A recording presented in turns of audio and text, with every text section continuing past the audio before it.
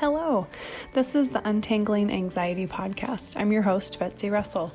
I am a mom of 4 children with OCD and other anxiety disorders, a wife of a husband with OCD, and a former elementary school teacher. This podcast is about learning to untangle our thoughts and worries and then sharing this understanding with those we love. It's also going to be about the transformations that can occur when we invest our time and resources into making connections, being vulnerable, and ultimately finding healing for ourselves and our family. You can expect to hear from me each week. I will share with you actionable steps you can take to untangle your anxiety and live a more free and empowered life. I'll be bringing on guests, both people just like you and me that walk the road of anxiety every day, as well as mindfulness, parenting, and mental health experts. I started this podcast because several years ago, I could have really used someone to connect with who understood what I was going through, something to remind me I wasn't alone during those days when my family was so lost in the labyrinth of anxiety. I hope you learned something, let go of the guilt you are carrying, and find more peace and resilience. Now take a deep breath. It's time to start untangling anxiety.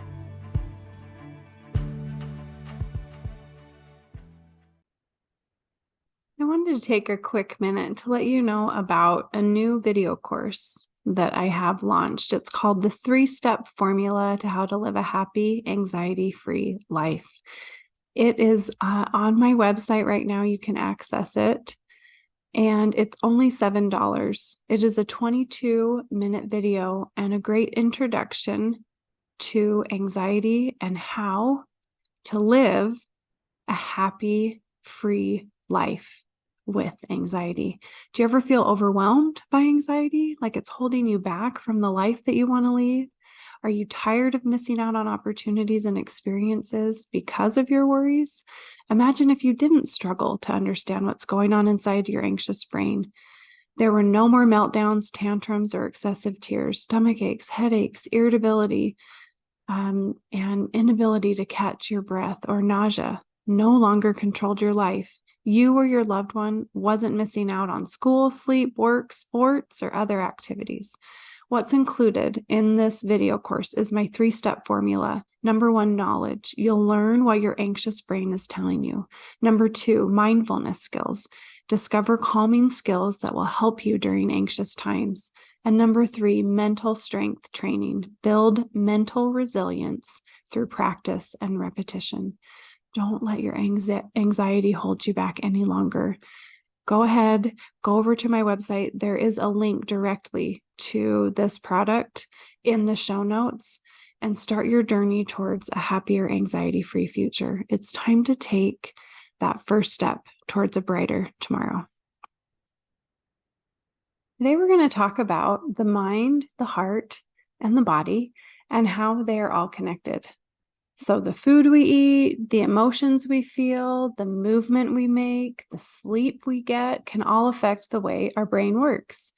And the way we think or feel can cause different parts of our body to react in different ways. Here are some examples. So if we were to go on stage and sing a solo and feel very nervous, our mouth might speed up our words, or our voice might crack, or our palms may sweat.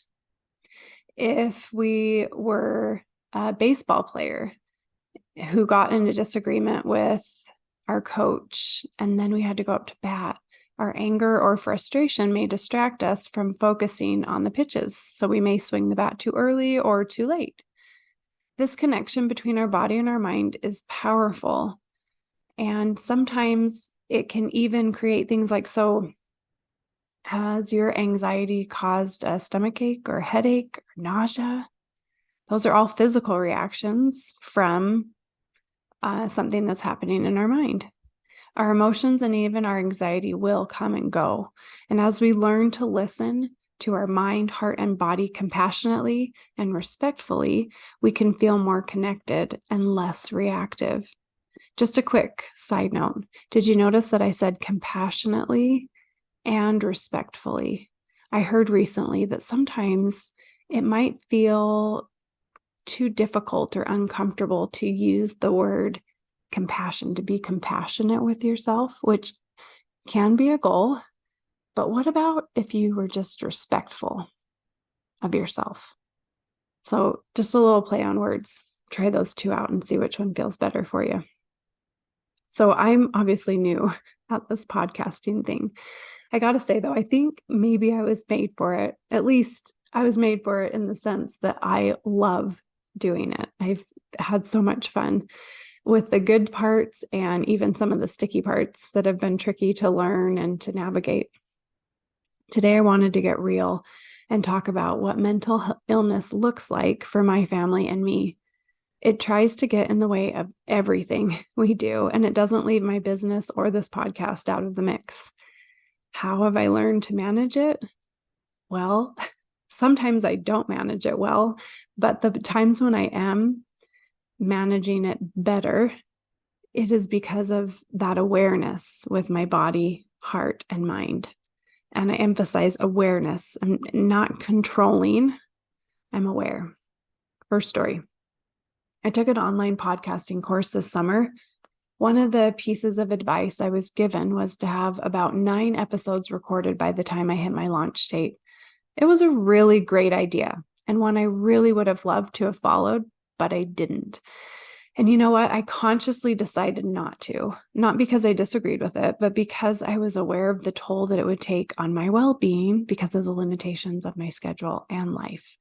I chose to be respectful to myself and my family. All summer, I would find chunks of time to learn and plan and prepare. I can't tell you how exhilarating it was to launch on the day I said I would. Okay, but let me just give a little side note. My original launch date, I don't know if anyone noticed, but it was actually a week before. So when I first posted about doing a podcast, I said, hey, coming September 6th.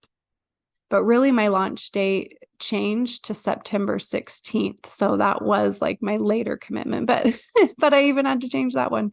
We found out in the summer that my daughter was getting her tonsils out. So somewhere in the summertime, I moved that launch date to the 13th, and I successfully launched on the 13th, which was very exciting. By launch date, I had 1 episode recorded, the one that I aired. Only 1, not 9, 1. I really only needed that one, right? So why didn't I have 9? Because I really could have had 9 if I wanted to, but I didn't because I realized what the cost would be to do so. I wouldn't have been able to play with my kids, get the sleep I needed, do some fun things for myself, serve the people I love, work on development of the other parts of my business. My mind, heart, and body would suffer needlessly. I weighed out the cost and chose to move forward very imperfectly. 4 years ago, I think I might have chosen differently. I would have responded to outside pressures I felt to be and or look a certain way. I would have responded to the internal pressures that I created for myself over the years that were void of that compassion and intuition. And I would have pushed forward at the expense of relationships and meaningful moments. The last 4 years have taken me to my own personal hell and back. I've been to places mentally, emotionally, physically, and spiritually that I didn't know existed. And both ends of the spectrum, both glorious and horrific. That journey has taught me invaluable things. One of those things is the power of being present and the power of being aware of what's going on in my mind and my heart and my body, and responding to what is needed, even if it is contrary to the shoulds in my life. Last Wednesday, I released my interview with my daughter, Olivia.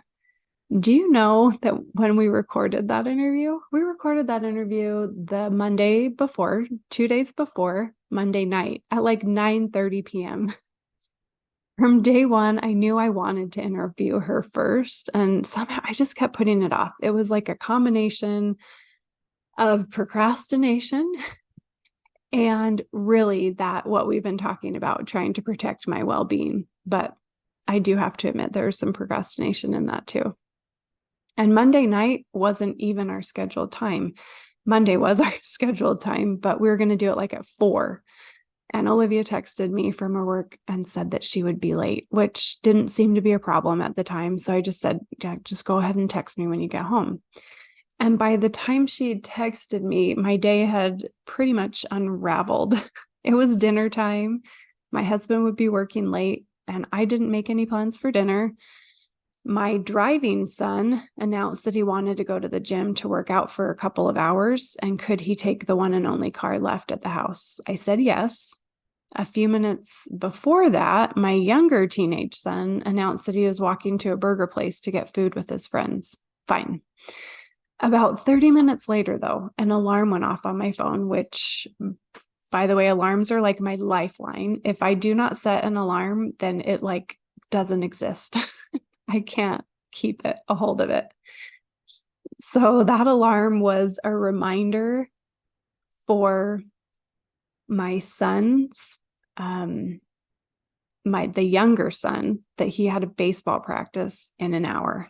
Okay, so I had less than an hour to get my son home, somehow figure out a ride for him since I didn't have a car. And all this would have been easy had I remembered 30 minutes prior when my older son took the car to the gym. So the next 30 minutes was spent texting back and forth with my baseball son. Ultimately, no ride was found. And actually, we didn't try that hard because I was worried that he wouldn't even be home for a ride anyway.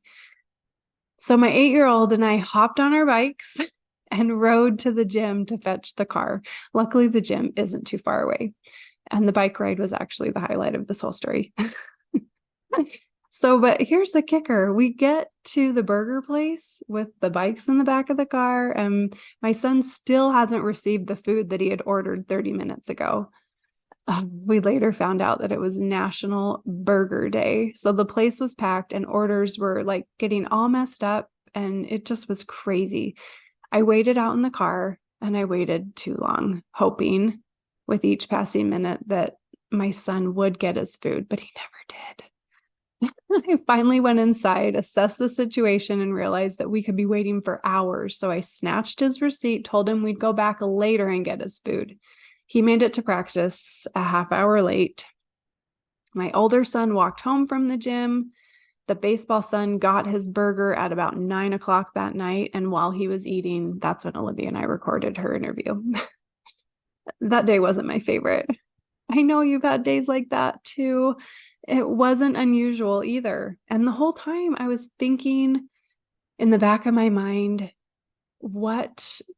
that I really, really needed to record the podcast. And I wondered how it was even going to happen. Thoughts swirled of failure to post an episode or staying up late Tuesday night, having to edit it and upload it. Just lots and lots of thoughts. But can I tell you what I wasn't thinking? I wasn't beating myself up.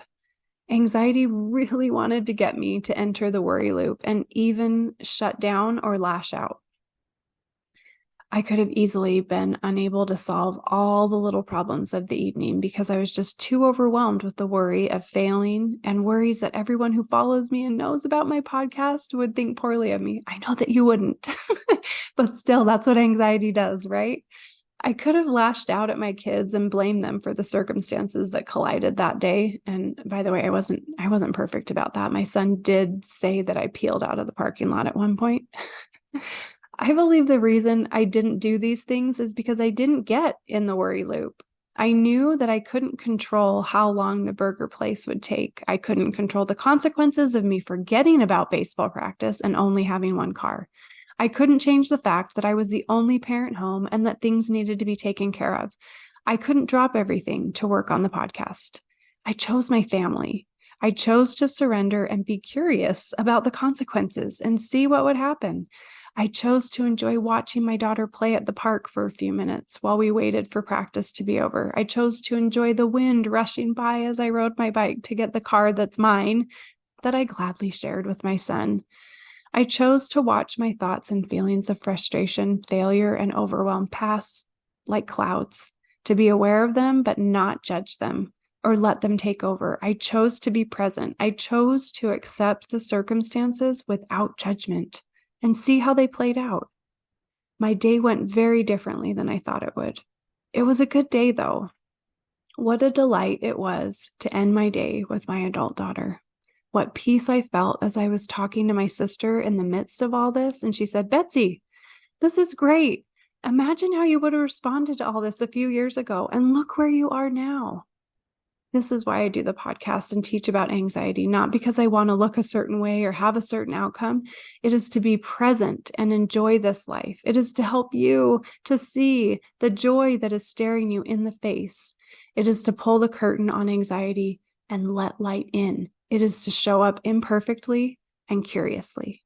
So mind, heart, body. They are all connected and can help us as we get curious about ourselves and our experiences. Let me share with you a quick daily practice that is helpful. Right when you wake up, right when you come to consciousness from sleep, your head's still on the pillow. You have not touched your phone. That is an absolute requirement. No phone before anything. Ask yourself the following questions. First, so this is your mind. What's my outlook? How do I see the world right now? Is it hopeful, gloomy, bleak, cheery, confident? What's your outlook? The second, heart. What is the emotion attached to that perspective? Sad, happy, depressed, embarrassed, discouraged? Third, body.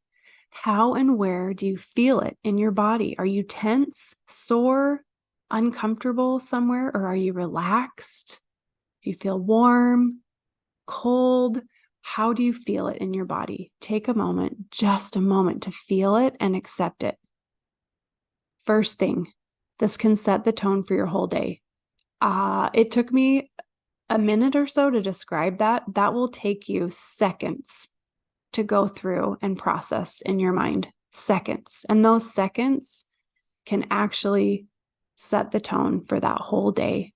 And then even if you can notice throughout your day, take other moments if possible to pay attention to your perspective, emotions, and physical reactions. Don't judge them.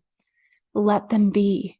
They will pass, just like a cloud passing by. You'll start to maybe notice patterns.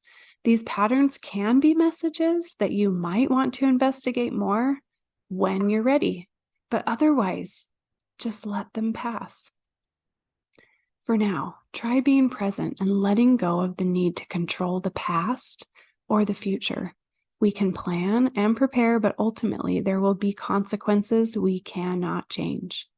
Living in the present moment and surrendering to it can be liberating. It takes practice. But after all the practice I've done, guess what happened? One messy, frustrating day, my sister said to me, look, all that practice paid off. You did it. It felt so good to be frustrated and out of control and feel peace. I can feel two seemingly contradictory things at once. So here's to more messy, peaceful days. I hope you found this helpful.